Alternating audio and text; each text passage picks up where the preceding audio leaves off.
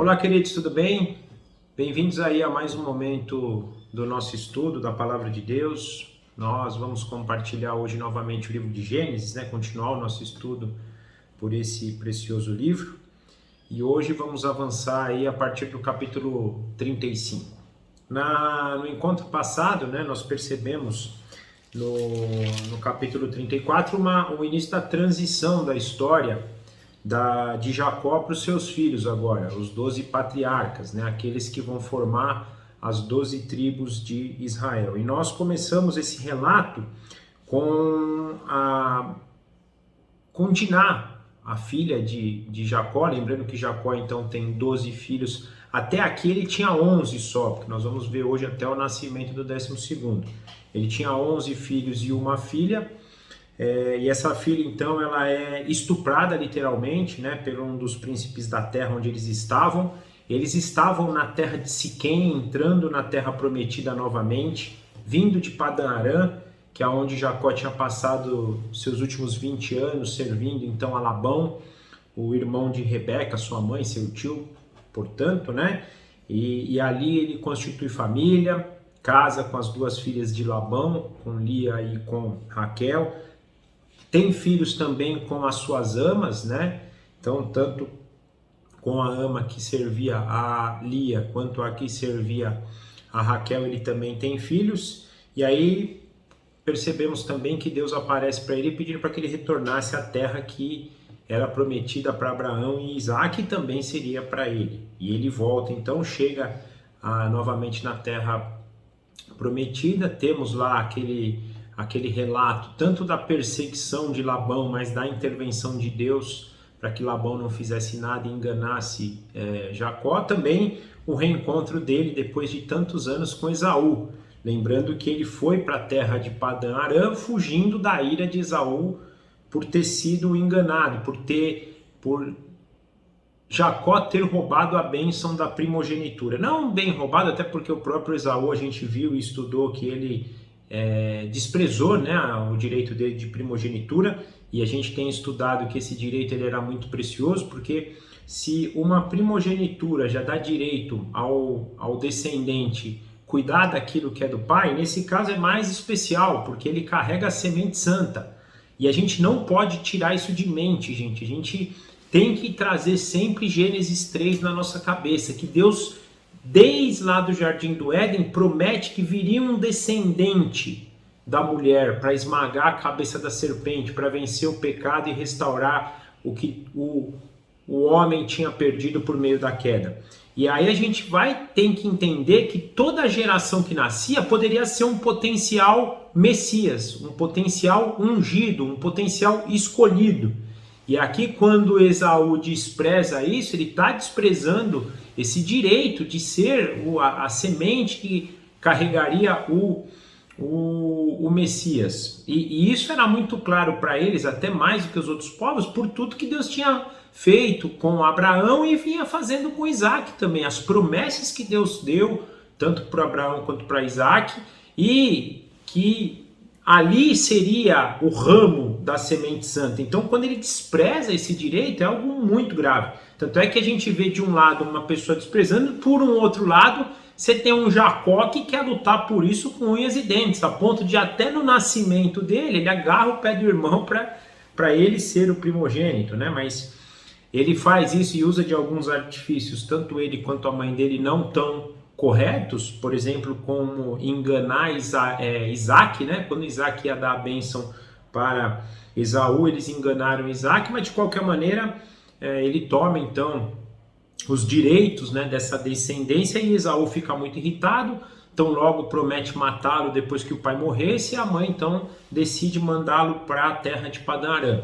E nesse retorno ele não sabia o que encontrar, uma vez que ele sai com o irmão irado, querendo matar. Provavelmente ele seria a mesma coisa, mas a gente vê também Deus preservar tanto a vida de Jacó, tanto o relacionamento dele com Esaú, a ponto de Esaú ter uma atitude até ao contrário do que ele poderia esperar, uma atitude de amor, de reconciliação, de encontro, de perdão, Então vimos tudo isso, E aí percebemos então ele entrar na terra de Siquém, aonde acontece esse estupro, onde Diná, a filha dele, né, filha que ele tinha com Lia, é estuprada pelo príncipe lá da terra, e percebemos toda uma dinâmica acontecendo sem qualquer aclamação, né? Desculpa, sem qualquer invocação do nome de Deus para saber o que fazer. Pelo contrário, mesmo que Jacó em primeiro momento tenha uma postura de esperar, percebemos os filhos dele totalmente perdidos,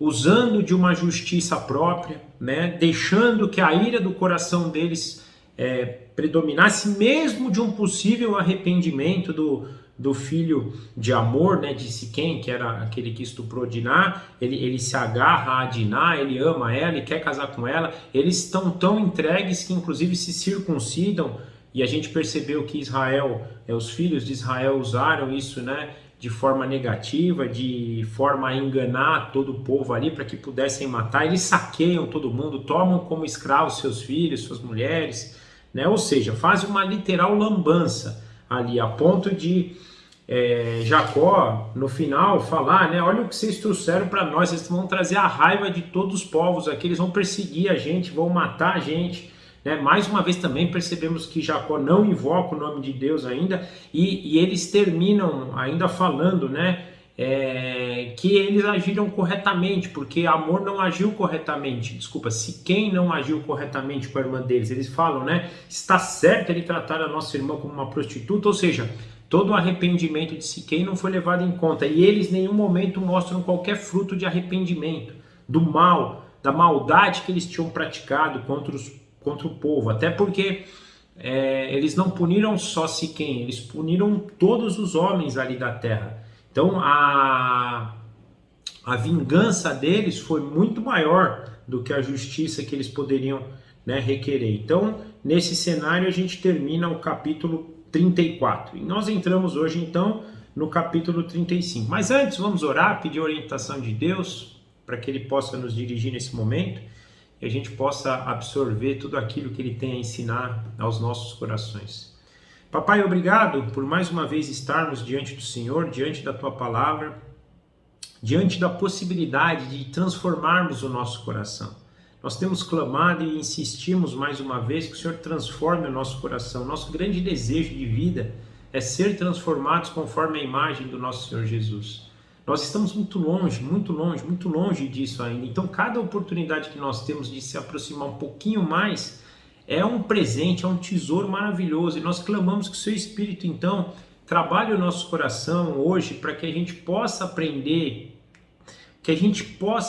a garimpar esses tesouros que o Senhor tem na Tua Palavra, no relacionamento com o Senhor, na ação do Seu Santo Espírito na nossa vida, que a gente possa hoje usufruir desse momento nessa direção, para que possamos nos conformar à imagem de Cristo. Nós agradecemos ao Senhor porque isso foi o Senhor que nos deu, o Senhor que nos incentivou a estar aqui. Por um outro lado, nós nos colocamos aqui mais uma vez, clamamos mais uma vez por mais, queremos mais, desejamos mais de santidade, mais de justiça, mais de verdade, mais de amor, mais de relacionamento com o Senhor, mais de entendimento da posição de Pai que o Senhor é, na posição de Mestre, de Senhor, de Salvador, de noivo de Jesus Cristo, e de consolador, de amigo, de orientador do Espírito Santo, que a gente aprenda sobre isso e a gente se deleite, se entregue e deixe que o Senhor trabalhe o nosso coração nessa direção. Entregamos esse momento nas Tuas mãos, por favor nos dirija, por favor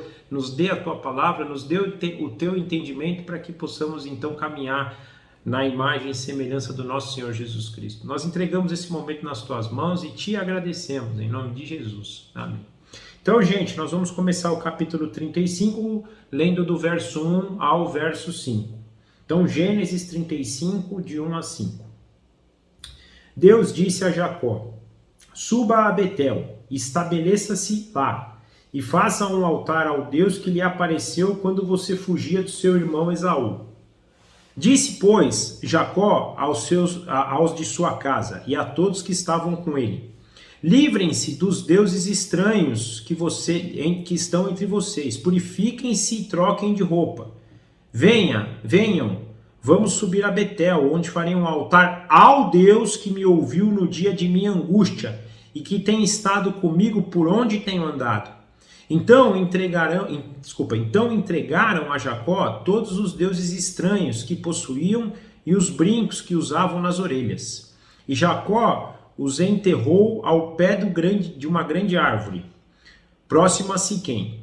Quando eles partiram, o terror de Deus caiu de tal maneira sobre as cidades ao redor que ninguém ousou perseguir os filhos de Jacó.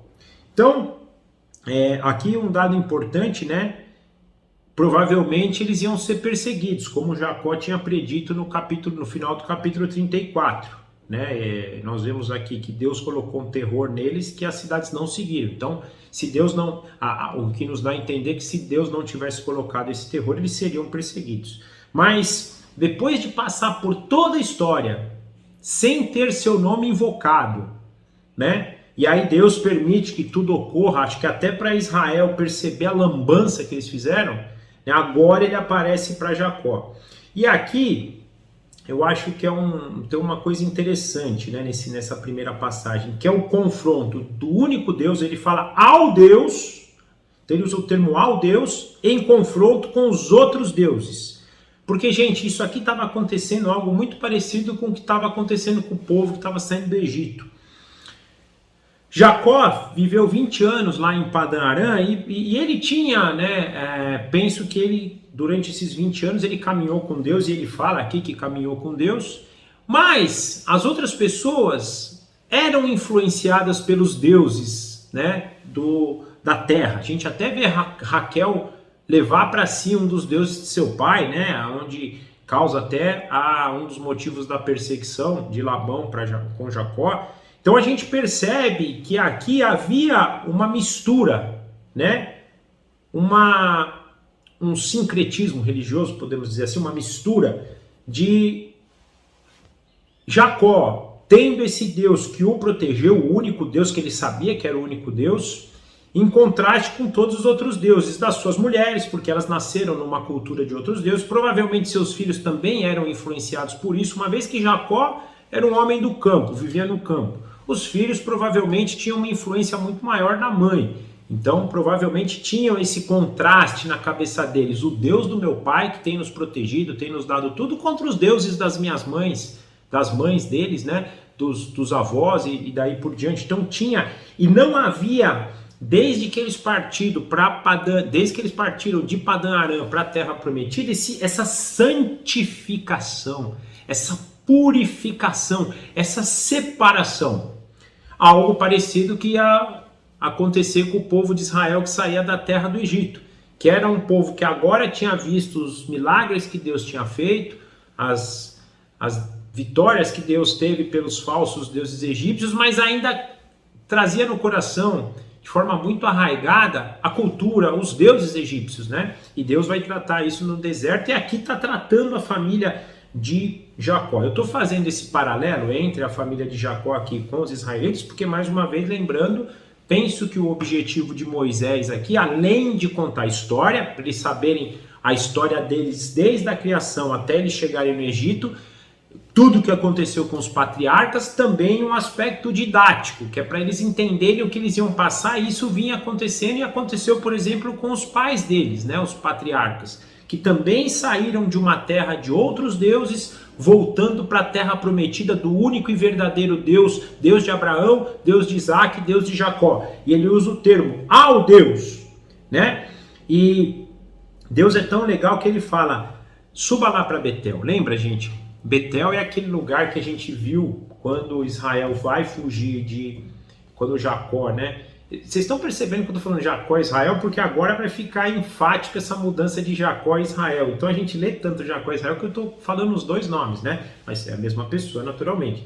Mas quando quando Jacó está saindo então lá da casa de seu pai, fugindo de Esaú, ele tem aquele encontro no sonho com Deus, onde ele vê os anjos subindo e descendo, né? Põe o nome da cidade de Betel, e fala que ali era a casa de Deus, uma vez que ele vê ali, ele viu a Deus lá e viu também os anjos subindo e descendo, e ele faz aquela promessa para Deus, se eu for e voltar em segurança, você vai ser o meu Deus. Lá ele fala isso, né? E aqui agora Deus, acho que recorda ele, vamos subir lá? Vamos lembrar daquilo lá? Vamos refazer os nossos votos? E a gente vai perceber mais para frente que realmente há uma renovação desses votos. Então Deus chama ele, lembrando, mesmo depois deles não terem invocado o nome de Deus em toda a lambança que eles fizeram no capítulo 34. Mostrando, gente, mais uma vez eu falei no final do encontro passado, e aqui eu reforço, as misericórdias de Deus, como elas são maravilhosas, como Deus é longânimo. Mesmo diante de tudo isso, Deus volta e põe a casa em ordem de novo. Fala, ó, vocês precisam. Tem hora que Deus olha e fala, se eu não pôr a mão ali, se eu deixar o negócio degringola, né? Mas ele aparece. E aí, então, pede para ele fazer isso e Jacó penso que Jacó aqui na hora pegou a ideia. Falou, peraí, mas antes a gente precisa entender que existe só um Deus. Provavelmente Jacó pensa, eu em meu interior tenho essa firmeza, tenho essa certeza, mas os da minha casa não. Então antes que a gente suba para Betel, nós precisamos nos separar daquilo. Tanto é que ele fala aqui para se livrar dos seus deuses estrangeiros e troquem a roupa, fala até dos brincos, dos penduricalhos, troquem, é mais ou menos, vamos nos vestir agora, quando a gente vai... aqui uma tipologia do Novo Testamento, quando a gente fala muito sobre isso, né? Despir do velho homem e se revestir do novo homem, a imagem e semelhança de Deus. É isso, vamos esquecer. Nós não somos mais daquela terra, nós não cultuamos mais os deuses daquela terra, nós servimos ao único Deus. Então, antes de ele chegar a Betel, de subir, ele traz essa purificação. Esqueçamos o que é do passado, porque agora nós serviremos ao único Deus. Não vai ter mais esse sincretismo. Eu não vou seguir o meu Deus e vocês vão continuar seguindo os deuses de vocês. Não, nós vamos seguir ao único Deus, ao Deus que tem nos acompanhado, ao Deus que no dia da minha angústia, no dia do meu sofrimento, me resgatou, me guiou, me abençoou até aqui. E lembrando, gente, ele saiu da terra do seu pai sem nada. E ele está voltando para a terra do seu pai com uma família numerosa. Naquela época, ter muitos filhos assim era uma bênção. E a gente não pode esquecer, por exemplo, se vocês pensarem no aspecto, por exemplo, de Abraão, né, que depois acabou tendo mais filhos, mas para ter o seu primeiro filho foi bem tarde, foi com uma serva. Depois para ter o filho da promessa lá nos seus 100 anos. Só dali ele deslanchou. O próprio Isaac, né, teve que clamar a Deus porque Rebeca não era fértil, e teve os gêmeos também, só teve os gêmeos, mais ninguém. Então nós percebemos a dificuldade. Já os filhos, nós vamos ver que tanto Esaú quanto Isaac são abençoados e têm uma quantidade grande de filhos. Então ele foi abençoado nisso também. Tudo isso era a mão de Deus, né? Então ele agora tinha essa certeza e estava transferindo essa certeza para suas esposas, para os seus filhos, para que eles crescem, para que eles se livrassem desse sincretismo, se livrassem desses outros deuses que não existem, que são falsos, e entendessem quem é o único Deus, aquele que sustentou o pai deles, que sustentou o chefe, o líder ali, que Jacó era daquele clã, daquela família. Então, eles fazem essa purificação, dão tudo para Jacó.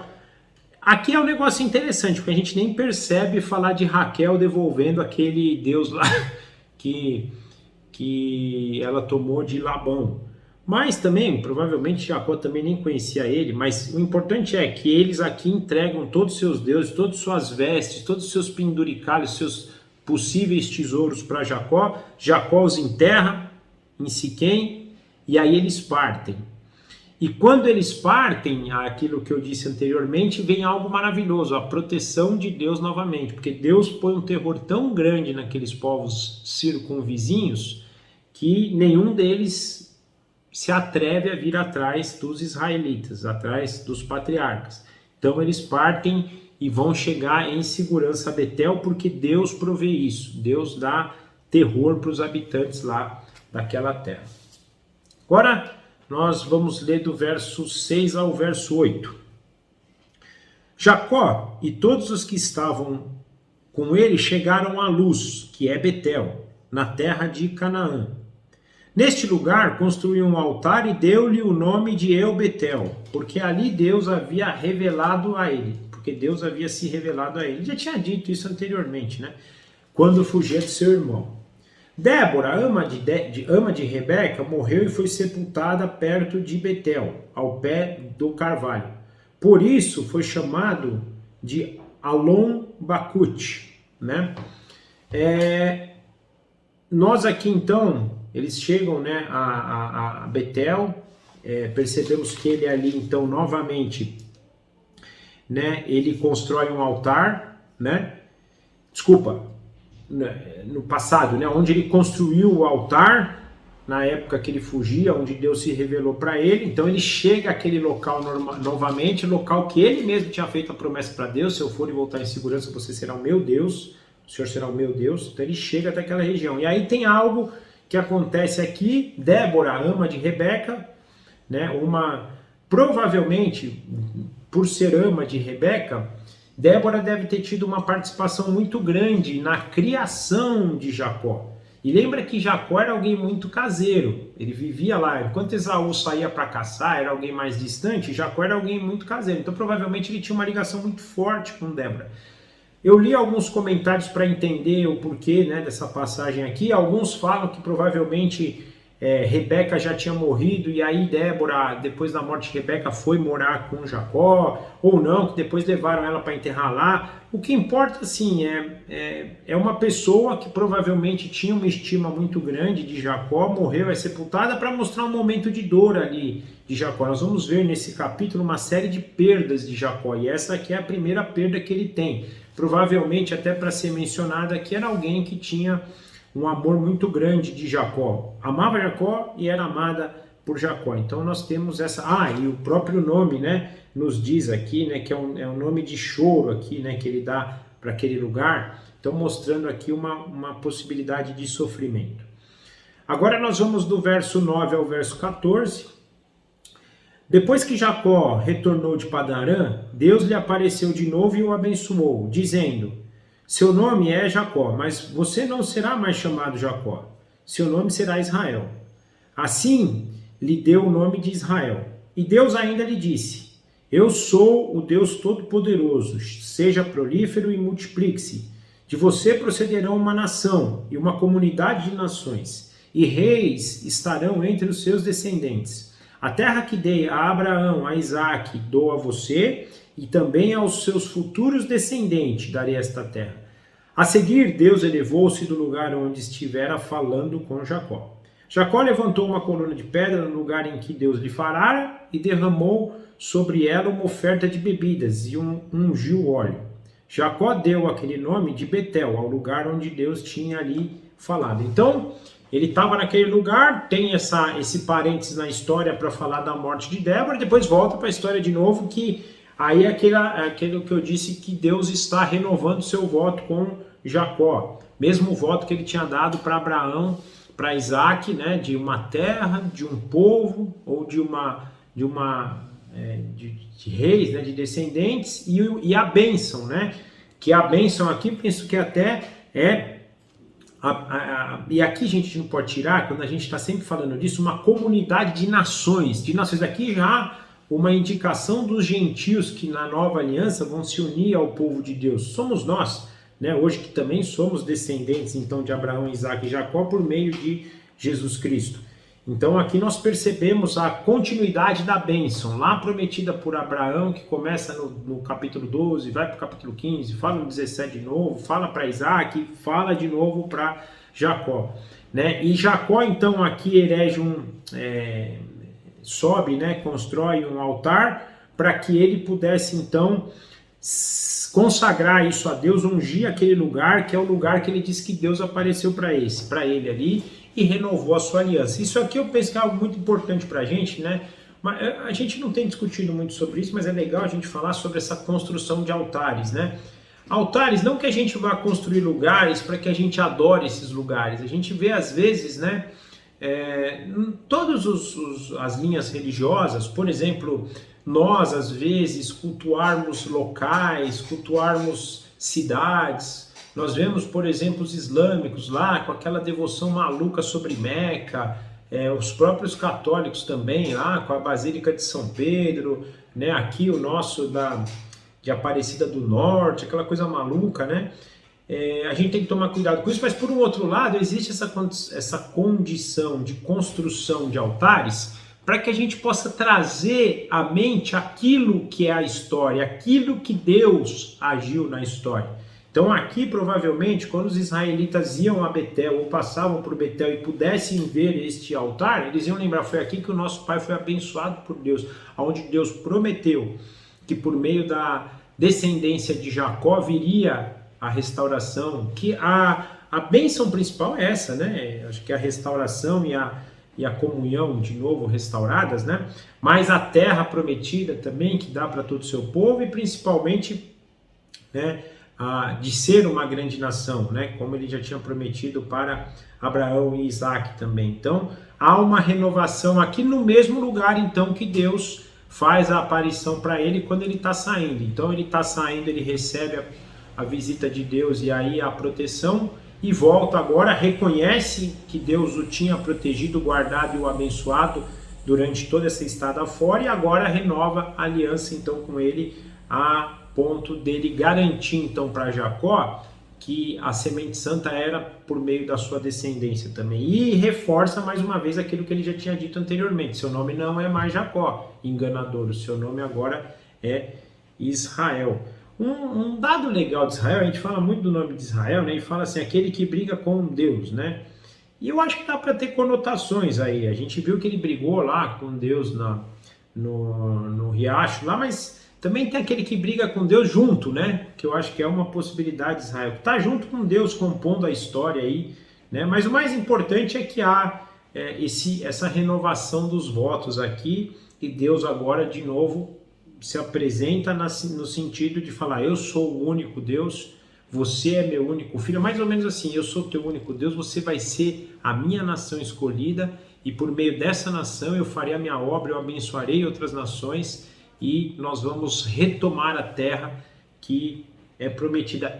Quando eu falo de terra prometida, e lá em Hebreus 11, eu já falei isso algumas vezes, a gente vai ver que Abraão ainda espera essa terra. Então quer dizer, tem essa briga, se isso foi dado lá atrás, foi dado lá na frente, mas a gente não pode tirar, gente, o grande propósito de Deus é nos retomar a terra que foi perdida lá na queda, né? Quando Adão peca, a gente perde o direito, inclusive a gente vê que o homem é expulso do jardim do Éden, a terra passa a ser amaldiçoada, né? Então a gente perde aquela terra que era a verdadeira terra que emana leite e mel, né?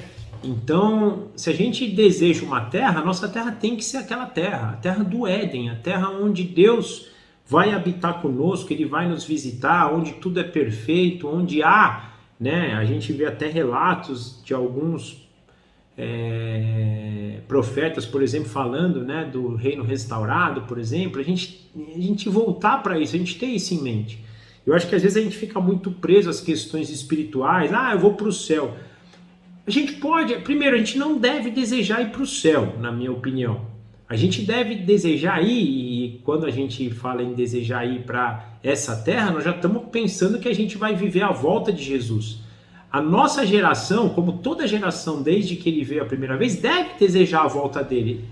Nós não podemos falar, mas será que é na minha geração que Jesus vai voltar? Não sei, mas eu vou desejar isso. Por quê? Porque o dia que ele voltar, esse processo de restauração vai ser o processo que vai realmente, né? Nós já vivemos de certo modo isso e já podemos gozar disso quando a gente se entrega para Deus, quando a gente deixa o Espírito Santo trabalhar a gente já começa a praticar, né, aquilo que é a justiça do reino de Deus. E eu falo começa porque a justiça do reino de Deus ela é tão elevada que a gente só vai conseguir plenamente quando Jesus restaurar todas as coisas, mas a gente já pode gozar disso, mas a gente quer viver aquela justiça final no mundo real, não no mundo espiritual. O céu pra gente é algo provisório. Se nós morrermos antes da volta de Jesus, nós iremos para lá. Nós, num segundo momento, até desejamos o céu para estar com ele. Mas o nosso grande desejo não deve ser o céu. Deve ser o novo céu e a nova terra, onde Deus vai unir o novo céu e a nova terra de novo. A nova Jerusalém vai descer, né, do céu. Eu tenho dito para vocês que as semelhanças da nova Jerusalém e do Jardim do Éden é grande, né? A gente não sabe, eu até falei, acho que já nos encontros passados, provavelmente Deus tirou o Jardim do Éden da terra, por quê? A gente vê tanto no Jardim do Éden quanto na Nova Jerusalém a árvore da vida, né? Então pelo menos uma coisa ele tirou, a árvore da vida, porque está nos dois. Quando a Nova Jerusalém descer, nós vamos ter a árvore da vida de novo aqui com a gente. E fora, né, o trono de Deus, vai ter tanta coisa linda, né? Então essa é a terra que a gente deseja e deve sempre desejar. Então eles aqui também, por um certo ponto, quando a gente está pensando nessa questão de terra, que ele está falando de promessa, né, um povo, uma terra, né, e a bênção, penso que a gente está olhando lá para frente, a gente deve ter essa condição de olhar sempre para frente, né, e desejar isso de forma, e que na verdade mais do que desejar isso, né, permitir que isso transforme a nossa vida. Então, por exemplo, se eu vou para um lugar que eu sei que a justiça é super inferior, porque é superior, desculpa, e nós somos inferiores, por que já não buscar praticar? Por mais que eu não vá conseguir, mas eu tenho que desejar buscar, né? Uma coisa interessante que a gente às vezes se perde, né? Eu vejo muito se contar assim, nós devemos seguir a lei, nós devemos, né, fazer isso, fazer aquilo. Gente, quem está preocupado em lei é porque eu acho que não entendeu isso. Porque quando a gente entende que a gente hoje é co-cidadão de um reino que tem uma justiça estabelecida, e essa justiça ela é revelada por meio de Jesus Cristo, vai querer viver isso buscando ser igual a Jesus Cristo. E provavelmente, se for igual a Jesus Cristo, vai obedecer cada vez mais. Na verdade, eu não preciso ficar preocupando, poxa, eu preciso seguir, eu preciso dar dízimo da lei ou não? Gente, se entrega para Jesus Cristo e ele vai te falar, né? Pô, matar carneirinho é da lei ou não? A gente já sabe que não, já era algo que se cumpriu em Cristo, mas eu estou tentando dar para vocês assim, a gente não perde mais tempo preocupado com isso. Mas quer dizer, se eu não preciso matar mais carneirinho, eu não preciso dar dízimo. Se eu não preciso mais matar carneirinho, eu não preciso seguir aquilo que a lei de Moisés dizia. Gente, quem busca a justiça do reino de Deus vai buscar os dois mandamentos que ele deu.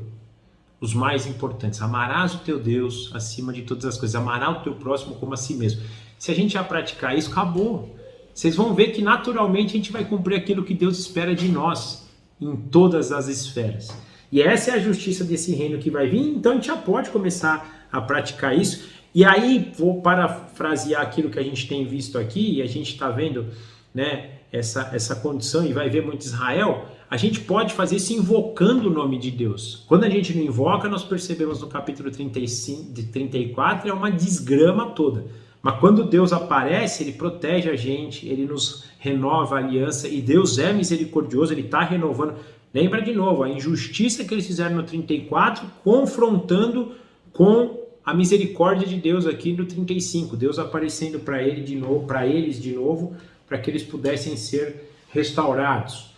Né? Mas a gente viver isso, né? Trazer essa condição, pensar nessa terra que Deus está prometendo aqui para Isaac, para Abraão, Isaac e para Jacó, como aquela terra. Por mais que tenha um cumprimento parcial aqui, Deus deu a terra de Israel para eles, o mais importante, o que aconteceu aqui é parcial, porque o total só vai acontecer. Aquela bênção dada a Abraão lá no 10, no 12, no 15, de um povo, de uma terra e uma bênção, povo, terra e bênção, pode ter cumprimento parcial aqui, mas o pleno, o total, é só na era vindoura, que é o que acontece com a gente hoje. Nós somos salvos e redimidos em Cristo, já gozamos parcialmente da cidadania desse reino, e já usufruímos da justiça dele, mas só vamos ter esse cumprimento pleno no grande dia onde Jesus voltar e renovar todas as coisas. É muito nisso, a gente pensar nessas promessas como o aqui, mas ainda não, porque o final é lá, né? Aonde Deus vai nos resgatar e vai nos dar toda a perfeição dele. Então, pensar sempre nessas bênçãos nessa direção. Mas avançando aqui, eu só fugi um pouquinho do assunto, tá, gente? Para fazer esse paralelo entre as promessas, né? E aí eu penso isso porque às vezes Israel se perdeu nisso, porque eles focaram na promessa aqui só, mas o aqui é só uma tipologia daquilo que vai acontecer lá. E vai acontecer um dia, vai ter um espaço físico onde todos nós gozaremos dessa terra que mana leite e mel com a presença de Deus, mas ela só vai se cumprir plenamente onde Deus vai ter, né, nos abençoado como um povo, com uma terra e com uma bênção na restauração de todas as coisas. Mas avançando então do versículo 16 ao 19 agora. Então, eles partiram de Betel e quando ainda estavam a certa distância de Efratá, Raquel começou a dar à luz com grande dificuldade. E enquanto sofria muito, tentando dar à luz, a parteira lhe disse: não tenha medo, pois você ainda terá outro menino. Já a ponto de sair-lhe a vida, quando estava morrendo, deu o nome de Benoni, pois o pai lhe deu o nome de Benjamim. Mas o pai lhe deu o nome de Benjamim. Isso. O que acontece, gente? A gente percebe aqui agora mais uma... Ah, desculpa, faltou 19 aqui. Eu estava só confirmando se eu tinha que ler até o 18, mas até o 19, né? Então faltou o 19, ó. Assim morreu Raquel e foi sepultada junto ao caminho de Efratá, que é Belém. Tá? O 20, né? Sobre a sua sepultura, Jacó levantou uma coluna e até o dia de hoje aquela coluna marca o túmulo de Raquel. Então aqui nós percebemos do 16 ao 20 uma nova perda para Jacó. Na verdade, uma mistura. É um ganho, né? E uma perda, porque ele ganha um filho, ganha Benjamim, mas perde a sua esposa amada. Lembrando que Raquel era a sua preferida, né? Então nós percebemos aqui no relato que ele estava no caminho de Efratá, ela aqui grávida, tem a luz, então já devia ser, foi um parto muito trabalhoso, a gente vê isso em outras versões também, ela sofria muito aqui nessa versão, fala aqui, né? Mas a parteira garante, fique tranquilo que ela vai nascer, porém custou a vida dela o nascimento do filho, né? Tanto é que ela dá o nome dele aqui, né, de Benoni, fala o filho da minha aflição, que é o nome, mas Jacó muda. Acho que até para não deixar esse fardo, né, para o filho, fala filho da minha direita, né? Então aqui nós vemos o nascimento do filho, mais a perda de Raquel, a sua esposa. Então a segunda perda aqui num tempo muito perto. Ele perdeu a sua ama, a ama de Rebeca, que provavelmente ele amava bastante, e aqui ele está perdendo então a sua filha, mas percebemos o nascimento então do 12º filho de Jacó. Lembrando então que como ele é filho de Raquel, ele é irmão puro de José. Então os dois filhos de Raquel, José e Benjamim, são os irmãos ali, tanto é que depois quando a gente começar a perceber a história de José, a gente vai ver um carinho de José por Benjamim, um carinho do próprio de Jacó, de Israel também por José, né?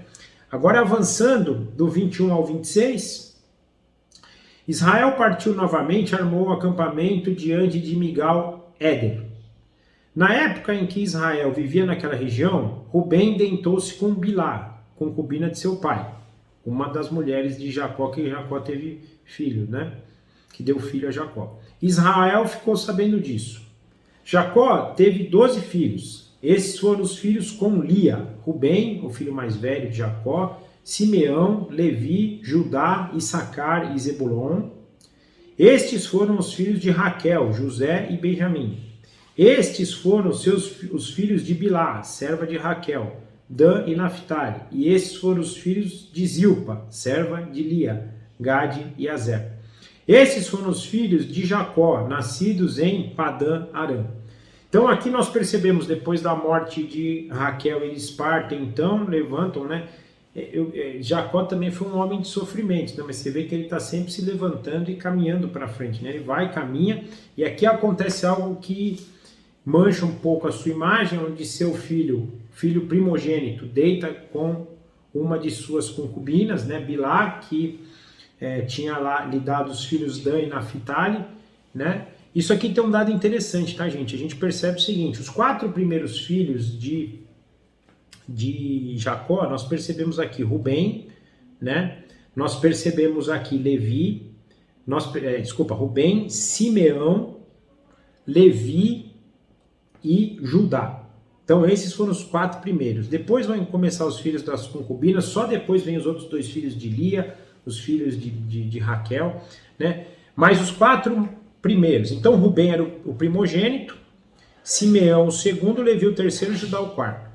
Nós percebemos na aula passada, no encontro passado, que apesar de todos estarem envolvidos, os grandes responsáveis pela tragédia lá junto com o povo de Siquém, foi Simeão e Levi, que armaram os assassinatos, que assassinaram o povo lá, né? Então eles aqui mancharam o nome do pai. Agora nós estamos vendo um terceiro filho manchar o nome dele, né? Que é Rubem. Então quer dizer, os 3 primeiros filhos, os primogênitos, lá os primeiros, né? O primogênito é Rubem, mas se fosse tendo uma sucessão, os 3 mancham o nome do pai. Nós vamos ver que depois nós temos até uma história de Judá aqui acontecendo, que também, de certo modo, não é uma mancha igual a deles, mas talvez aqui tenha algo interessante, talvez, tá? Estou só supondo aqui. Nós vamos saber que a semente santa vai caminhar por meio de Judá. Jesus vai vir por meio de Judá, da tribo de Judá. Então talvez aqui pode ser que Moisés esteja já dando uma indicação, por meio da palavra de Deus, porque Moisés não sabia disso ainda, mas Deus revelando aqui, talvez o porquê que a semente santa foi para Judá, porque esses 3 primeiros filhos desonraram o pai de tal maneira que perderam o direito de primogenitura, né? Nós vamos perceber até em dado momento que a própria tribo de José, né, que na verdade José, 2 tribos vão ser 2 filhos de José, nós vamos perceber, José até passa a governar sobre eles, mas no final das contas quem vale é o reinado de Judá, porque é por meio de Judá que vão ser estabelecidos os reis depois que Saul falha, e é por meio da tribo de Judá que vai vir o Messias prometido, o rei eterno. Então aqui provavelmente pode ser que essa falha de Rubem faz com que ele perca o direito de primogenitura. Levi e Simeão e Levi já tinham perdido pelo mal que eles fizeram com os siquemitas. Isso tenha vindo para Jacó. Aqui é uma suposição que eu estou dando, tá? Mas o mais importante é que a gente vê aqui as lambanças que os filhos fazem, né? Rubem agora, como Simeão e Levi tinham feito. Nós vamos ver que Judá também, ele não é da mesma dimensão, mas ele também não aplica o conceito, né, da descendência com uma das mulheres de seus filhos. Então, nós percebemos o quanto que eles falam. Percebemos aqui também, então, o relato novamente dos descendentes de Jacó, dando o relato dos 12 filhos agora, uma vez que Benjamim já tinha nascido. Lembrando que todos esses foram os filhos nascidos em Padã Arã, exceto Benjamim, que já estava aqui, né, na terra prometida. Do 27 ao 29, então, do 27 ao 29, depois Jacó foi visitar seu pai, Isaque, em Manre, perto de Kiriat Arba, que é Hebron, onde Abraão e Isaque tinham morado. Isaque viveu 180 anos, morreu de idade bem avançada e foi reunido aos seus antepassados. E os seus filhos, Esaú e Jacó, o sepultaram. Aqui nós percebemos, gente, algo interessante, que, primeiro, que a terceira perda aqui, né, apesar de ser um capítulo só aqui, não foram perdas tão subsequentes aqui, né, tiveram alguns anos entre elas aqui, né, não é que foi algo tão rápido, mas no relato histórico estão em sequência. Mas o que eu acho mais interessante também, né, Esaú e Jacó os sepultaram juntos, assim como Isaque e Ismael, né, também o sepultaram. E a gente vai perceber, e a gente percebeu, nós vamos perceber aqui, né, o relato dos descendentes de Esaú, da mesma forma que nós percebemos o relato de Ismael lá atrás, que são os povos inimigos de Israel, foram os povos inimigos. Os edomitas depois cessaram, hoje ainda são, por exemplo, os ismaelitas, né, os principais inimigos aí, né, da nação israelita, mas durante a história, principalmente do Antigo Testamento, nós vamos ver aí uma briga muito grande, né, de Israel com Edom, assim como de Israel com os filhos de Ismael, né, os descendentes de Ismael, mas é a repetição da história, né? Então você vê, Abraão teve os seus 2 filhos lá que viraram inimigos, agora Isaac também, e a gente pensa, né, imagina Abraão lá em cima e mostra, né, Paulo vai usar muito essa situação lá em Romanos, que ele fala, né, que amei que amei Jacó e odiei Esaú, né, mostrando isso, que mesmo diante de uma paternidade, mesmo diante da fidelidade dessa paternidade com Deus, e Deus abençoando esses descendentes, nem todos farão parte da promessa. Então, se a gente olhar para os descendentes de Abraão, nós temos os descendentes de Isaac que fazem parte da promessa, mas os de Ismael não. Mesmo tendo Ismael prosperado, Deus tendo feito com que eles fossem uma grande nação ou grandes nações, da mesma forma em Esaú, nós vamos perceber aqui agora que Esaú também vai se constituir em uma grande nação, seus descendentes em algumas nações, porém não vão fazer parte da promessa, uma vez que a promessa vai para Jacó, e aí esse confronto que eu falei de Paulo, né? Amei Jacó e odiei Esaú, né? Deus escolheu. E uma coisa importante, tá? Quando Paulo usa esse contexto, ele tá falando ali de uma escolha soberana de Deus, porque nada que Esaú ou Jacó fizessem poderia mudar essa escolha. E pelo contrário, a gente está vendo aqui as lambanças que eles têm feito, Jacó fez, os filhos deles fizeram, então não é uma coisa pela justiça. Para mostrar isso para nós e para os israelitas da época, que não vem da nossa justiça, não vem de fazermos algo diferente. Ah, mas Esaú desprezou o direito de primogenitura. Sim, é verdade, né? Mas isso não dá a Jacó o direito, porque Jacó também não agiu certo para ter esse direito de primogenitura.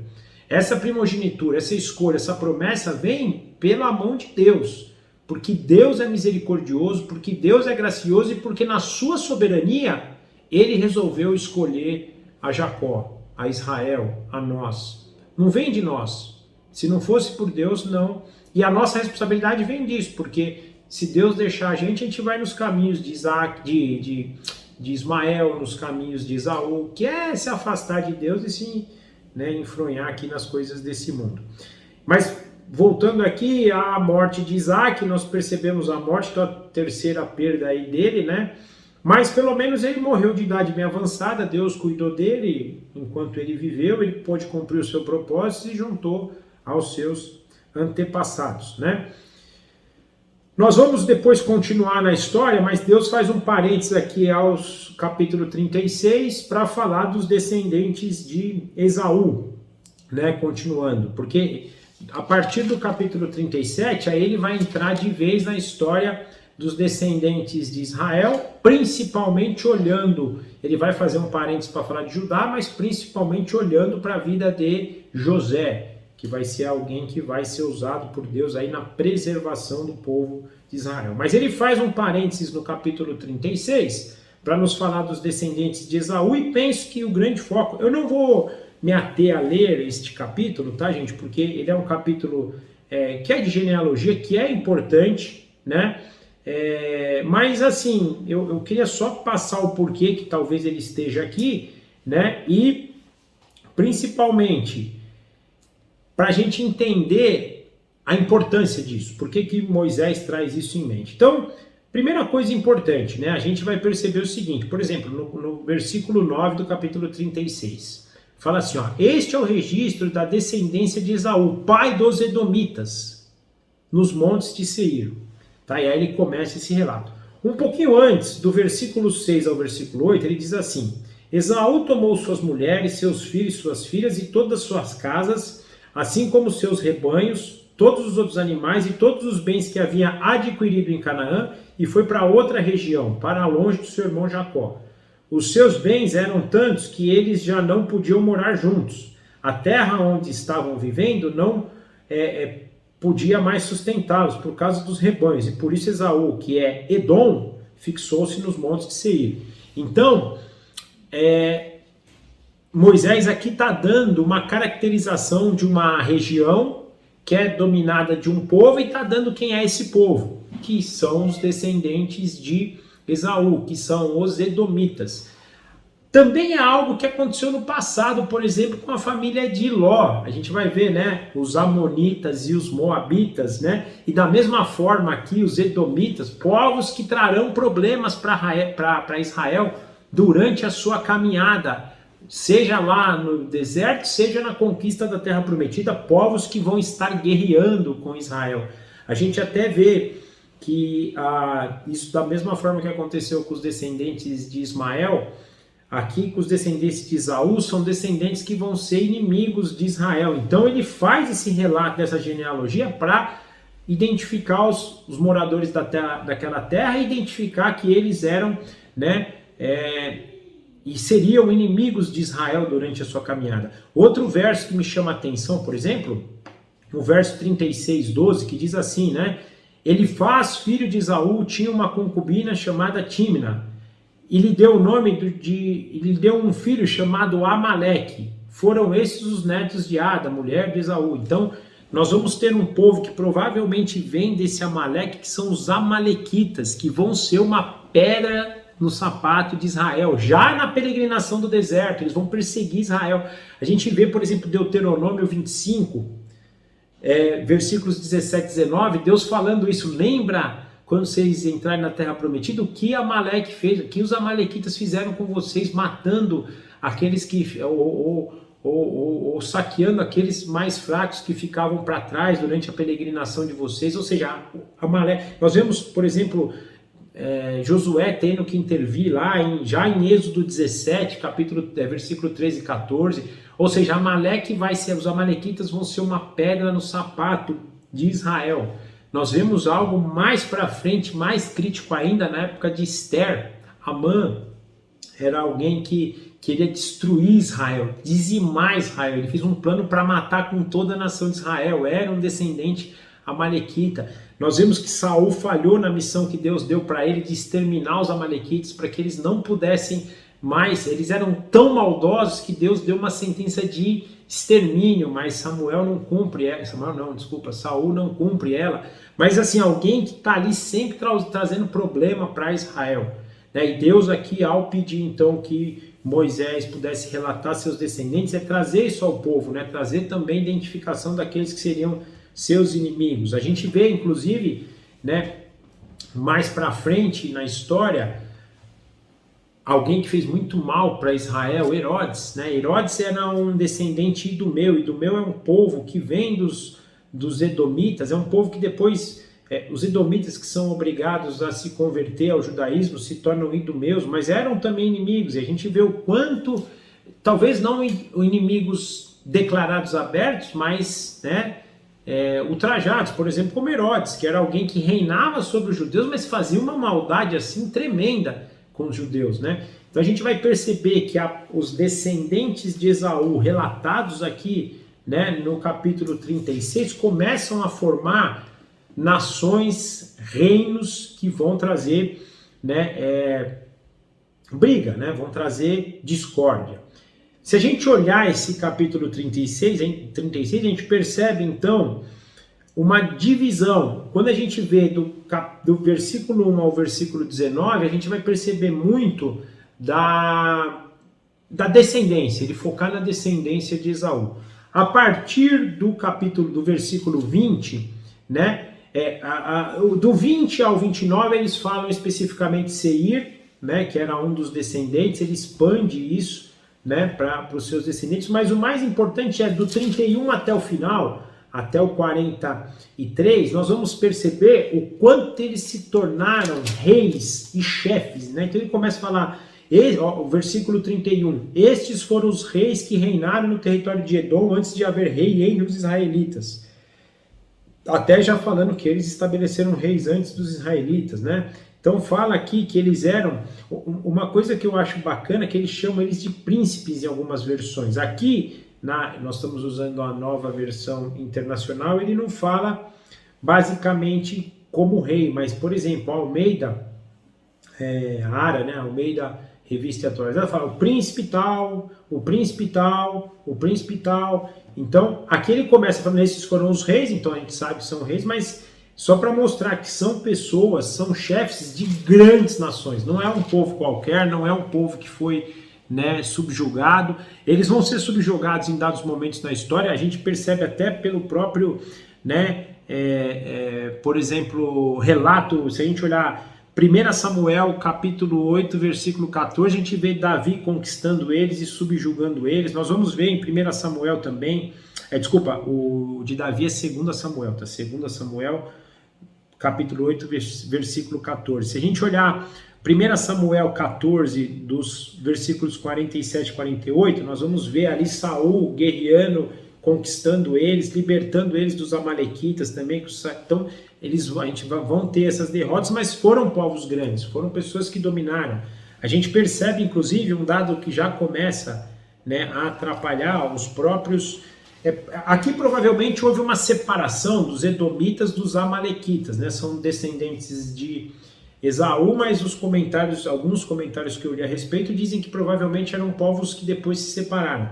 Mas a gente vê, por exemplo, lá no deserto, quando eles estão peregrinando os 40 anos, os amalequitas os afligindo e os próprios edomitas não ajudando eles e até saindo para guerrear contra eles. Se a gente olhar o relato de Números, capítulo 20, dos versículos 14 a 21, nós percebemos lá, né? Moisés manda um grupo para pedir para que eles pudessem amigavelmente passar pela terra de Edom para chegar até a terra prometida. Inclusive garante que nada ia ser tirado deles, nada ia ser deflagrado, só para eles passarem. Os edomitas não deixam, se põem em guerra contra Israel, de modo que Israel tem que passar pela fronteira externa, né, de Edom. Então, mostrando que é um povo aqui que vai, né, primeiro para aquele povo que estava saindo da terra do Egito, mas também para o povo que conquistaria a terra prometida, um povo que traria problema. Inimigos, descendentes. Lembra que a gente não pode também esquecer, gente, que Gênesis 3, Deus fala isso, né? O seu descendente guerreará contra os seus descendentes, contra os descendentes da serpente. E aqui os descendentes da semente santa, que carregaria o descendente da mulher, guerreando contra os descendentes da serpente. Então todo aquele que não faz parte da promessa é descendente da serpente. Esses aqui então são os descendentes que vão guerrear, os descendentes da serpente que vão guerrear contra o descendente da mulher também, né? Para não deixar a vinda do filho da mulher, Jesus Cristo, né? Então aqui mais um pouquinho desse relato aí. Mas o mais importante de tudo é isso, a gente entender que aqui Deus está trazendo para eles a informação, está trazendo para eles a história, para que eles possam se fortalecer. História que também nos alcança hoje, história que também serve para a gente crer. E gente, a gente não pode tirar que o relato bíblico ele tem sempre esse aspecto, nos mostrar como a história foi se desenvolvendo, como as profecias foram acontecendo, a ponto da gente chegar nas profecias principais de Jesus Cristo, sendo que parte delas foram cumpridas na sua primeira vinda, grande parte vai ser cumprida na sua segunda vinda, inclusive essa que eu disse hoje, né? De um povo, uma terra e uma bênção, que já tem um cumprimento parcial nessa era, mas que vai ser plenamente consumado na era futura, e quem crê nisso? Então Moisés, quando faz esse relato de Gênesis, inclusive mostrando até a genealogia de povos ali que guerreariam, mostrando que as profecias vão acontecendo, da mesma forma que Rebeca aos teus filhos fala, né, o mais novo dominará sobre o mais velho, eles vão brigar, eles vão ser inimigos. Aqui ele está trazendo esse relato para dizer que aquilo se cumpriu. Da mesma forma com que cumpre tudo aquilo que a gente estuda hoje, que aponta para Jesus Cristo desde lá do nascimento do pecado em Gênesis 2, 3 até a consumação final no livro de Apocalipse. Tudo preparando a história para a vinda do Messias que já veio, que nós sabemos que é Jesus, que sem ele nada é possível, sem ele nada acontece, sem ele não há salvação, não há santificação, não há justificação, não há nada. Então, esse é o grande legado, a grande importância que a gente tira de textos, de passagens, de estudos como esse aqui, né? E que a gente possa de tudo isso, que a gente possa aprender o que Deus tem a nos ensinar, sempre apontando para a nossa história, sempre apontando para Jesus Cristo, para a nossa história que eu digo, no sentido de nos trazer transformação, né? A gente olhar para as histórias do passado aqui, e aqui uma coisa de Esaú, eu falei, mas só para deixar claro isso, né? Que às vezes mesmo aqueles que são filhos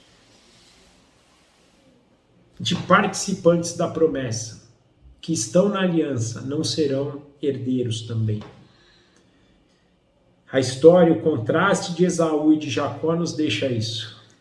Como, primeiro, processo de soberania divina, mas mais importante, que uma paternidade não significa uma salvação, não significa uma participação na aliança. Então a gente tem esse trabalho de mostrar para os nossos filhos o caminho a seguirem, o caminho a percorrerem, para que eles possam também, na escolha de Deus, usufruir de todas essas coisas. Amém? Espero que vocês tenham gostado. Por hoje é isso. E aí nós, então, vamos orar para finalizar e a semana que vem nos encontramos novamente. Papai, obrigado por mais esse dia, por mais essa por mais esse dia, por mais esse encontro que nós pudemos usufruir da Tua Palavra. Obrigado por o Senhor trabalhar os nossos corações e nós pedimos que o Senhor gere frutos para a gente de tudo isso que nós pudemos estudar hoje, que nós possamos cada vez mais invocar o Teu nome, confiar nas promessas que o Senhor tem feito por meio da Tua Palavra e principalmente amar o Senhor acima de todas as coisas, desejar o Senhor acima de todas as coisas. Por favor, nos dirija em santidade, em justiça, em verdade, e que essa semana nós possamos viver para a glória do Teu santo nome.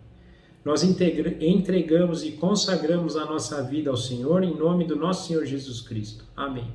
Tchau, gente. Obrigado. Boa semana. Forte abraço.